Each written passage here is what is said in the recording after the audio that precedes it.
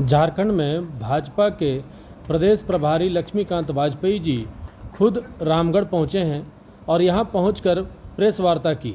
इस कार्यक्रम के दौरान उन्होंने भाजपा के महाजनसंपर्क अभियान को लेकर सारी बातें बताई। इसके साथ ही नरेंद्र मोदी ने 9 योजनाओं की शुरुआत इस देश में की है और जन जन तक पहुंचाया है, इसे लेकर कई चीज़ें बताई हैं। उन्होंने बताया कि झारखंड में 2 ऐसी योजनाएं हैं जो चालू की गई थी, शुरू की गई थी। पहला योजना उन्होंने मुद्रा योजना की बात की और दूसरा योजना आयुष्मान की योजना की बात की।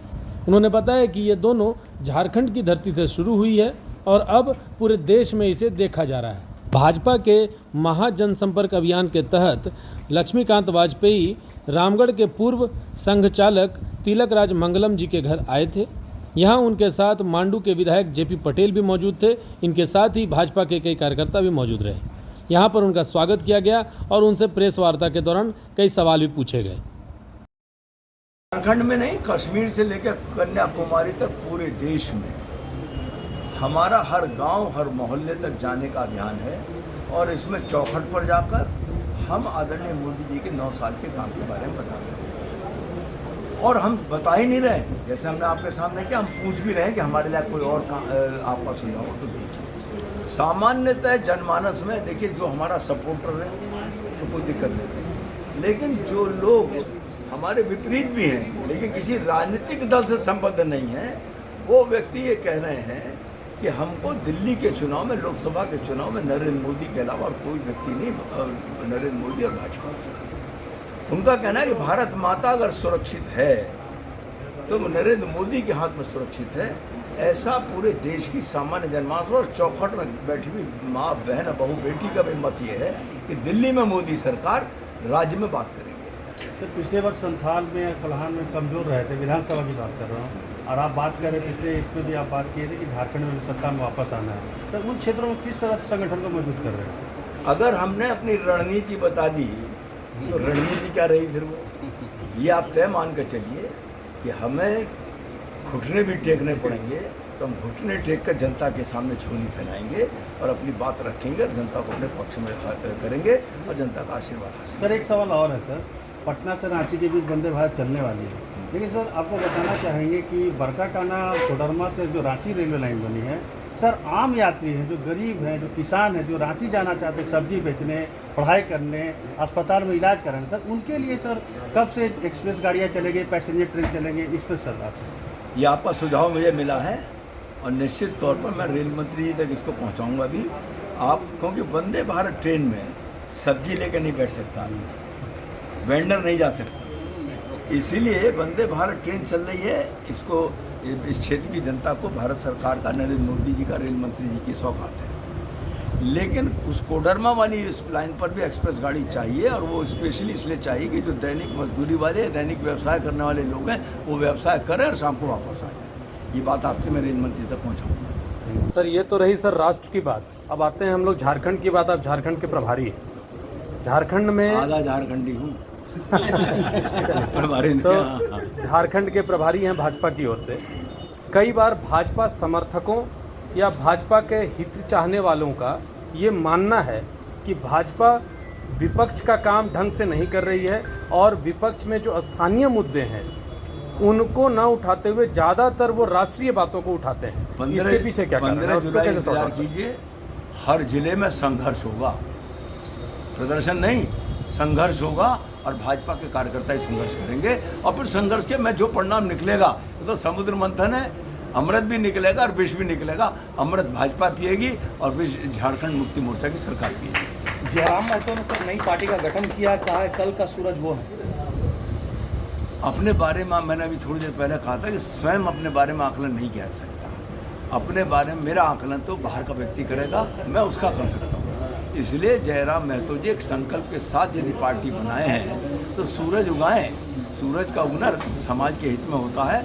अब कहाँ अस्त होगा जाके ये समय बताए। विपक्ष लगातार आरोप लगा रही है, सुप्रियो भट्टाचार्य वगैरह प्रेस कॉन्फ्रेंस करके कहते हैं कि मोदी जी ने 2 करोड़ प्रत्येक साल नौकरी देने का बात किया था और 9 साल में सिर्फ 72,000 नौकरियाँ दी हैं। सर छलावा कर रहे हैं। हमने नौकरी देने का वादा नहीं किया था, हमने शब्द इस्तेमाल किया था रोजगार, नौकरी नहीं।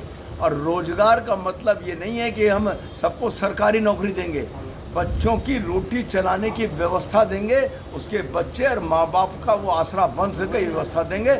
उसी के लिए तो मुद्रा लोन योजना थी। कितने लोगों को स्वरोजगार में लगाया है भारतीय जनता पार्टी के मोदी सरकार ने। लेकिन सुप्रियो साहब ये बता दें, इस झारखंड मुक्ति मोर्चा की सरकार ने तो 5 लाख नौकरी देने की बात की थी और ये कहा था नहीं तो हम बेरोजगारी भत्ता देंगे। एक नौकरी की प्रक्रिया नहीं शुरू करी और एक बेरोजगार को बेरोजगारी भत्ता नहीं दिया। जवाब उनसे मांगे, हमसे नहीं। लगातार क्षेत्र का भ्रमण कर रहे हैं सर, क्या स्थिति देख रहे हैं? झारखंड सरकार कैसा काम कर रही है? सरकार है कोई ये लुटेरी, भ्रष्टाचारी, अनाचारी, कदाचारी सरकार है। आप इसे सरकार बता रहे हैं? वो तो कहते हैं भ्रष्टाचार की आप बात करने लायक ही नहीं है। आपके जो भ्रष्टाचारी मित्र हैं और उनका अपने यूनिवर्सिटी खोल रखा है, ऐसा उन लोग आरोप लगा रहे हैं कि आपने जो 100वें पायदान पे गिरने वाले आपके पूंजीपति मित्र थे, आपके मोदी जी ने उनको 5वें पायदान पे सिर्फ 2 माह के अंदर मिला दिया है। ये कहना बहुत आसान है। सड़क पर आएँ और संघर्ष करें सामान्य जनमानस के लिए, और फिर अगर कोई नहीं सुनता उनकी तो न्यायालय खुले हुए, वहाँ क्यों नहीं जाते? अरे वो साबित नहीं कर सकते इस बात को कहीं भी, और वो सिवाय इसके कि एक झूठ को 100 बार बोलने की कोशिश कर रहे हैं। वो 100 नहीं 1000 बार बोल रहे हैं। आम जनमानस मोदी के बारे में ऐसी कोई बात स्वीकार करने को तैयार नहीं। बोल रहे हैं वो लोग कि सड़क पे ही हैं हम लोग। सड़क का ही नतीजा है कि कर्नाटका में उनको जीत मिली, आपके गधा वगैरह सब फेल हो गए वहाँ पर। कोई बात नहीं है। ये तो राजनीति में 2 ही तो परिणाम होते हैं, जीत या हार। अब हम पहले जीते थे, अब हारे हैं, अगली बार फिर जीतेंगे। 2 सांसद वाली पार्टी लगातार 9 साल से संसद में सरकार में है और इसी सरकार का साहस है। वो लोग बताएं पिछली सरकार वाले, हमने पुलवामा की घटना का बदला पाकिस्तान के घर में घुसकर मार के लिया है। आंख में आंख डालकर बात करके लिया आदरणीय मोदी जी ने। और एक बात और खोल दूँ, जिस वक्त भारत माता के लाल पाकिस्तान की सीमा में गए हुए थे, नरेंद्र मोदी कंट्रोल रूम में बैठे थे। जब तक एक जवान भारत की सीमा में सुरक्षित वापस नहीं आ गया, नरेंद्र मोदी अपनी कोठी में नहीं गए। वो है कोई प्रधानमंत्री ऐसा? सर विपक्ष तो एकजुट हो रहा है सर। एकजुट हो ले, आखिर में 7 से 12% का अंतर आएगा, अद्भुत लुढ़क जाएंगे। ठीक है, थैंक यू। ये रणनीति जो है कारगर रही है बीजेपी की पिछले 2 एमपी चुनाव में भी।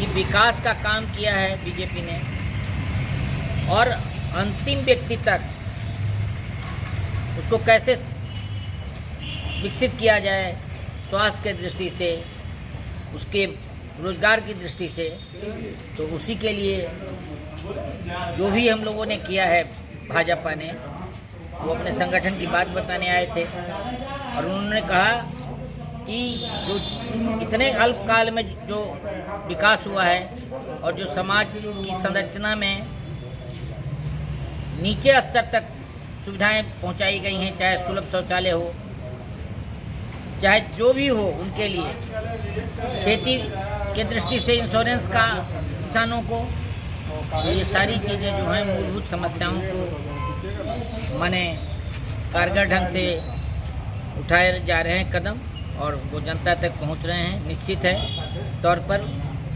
हर दृष्टि से भाजपा आगे है और आगे रहेगी। राष्ट्रीय स्तर का अभियान चल रहा है, महाजनसंपर्क अभियान, यानी संपर्क से समर्थन, ये अभियान चल रहा है और इस संपर्क से समर्थन में कार्यकर्ताओं और संगठन की भूमिका सर्वोपरि है। और राष्ट्रीय स्तर का संगठन ने निर्णय लिया है कि हम संगठन के माध्यम से, कार्यकर्ताओं के माध्यम से हम हर घर के चौखट तक पहुंचेंगे और वहां के सदस्यों को इस बात को अवगत कराएंगे कि 9 वर्ष का जो कार्यकाल है वो अद्भुत है, अविस्मरणीय है, अद्वितीय है। आज तक इतने कम साल में, यानी 9 साल के अंदर कोई दुनिया का प्रधानमंत्री ने इतना विकास नहीं किया है। इसलिए 9 वर्षों में सेवा, सुशासन और गरीब कल्याण का कार्यक्रम चलाया जा रहा है और उसमें न तो माननीय मोदी जी ने न तो कोई विशेष जाति को देखा है, न कोई विशेष धर्म को देखा है। सबका साथ, सबका विकास, सबका प्रयास और सबका विश्वास को लेकर, प्रयास को लेकर के मोदी जी ने सबके विकास के लिए जितनी सारी योजनाएं, कल्याणकारी कार्यक्रम चलाए जा रहे हैं वो निश्चित रूप से अद्भुत और अविस्मरणीय।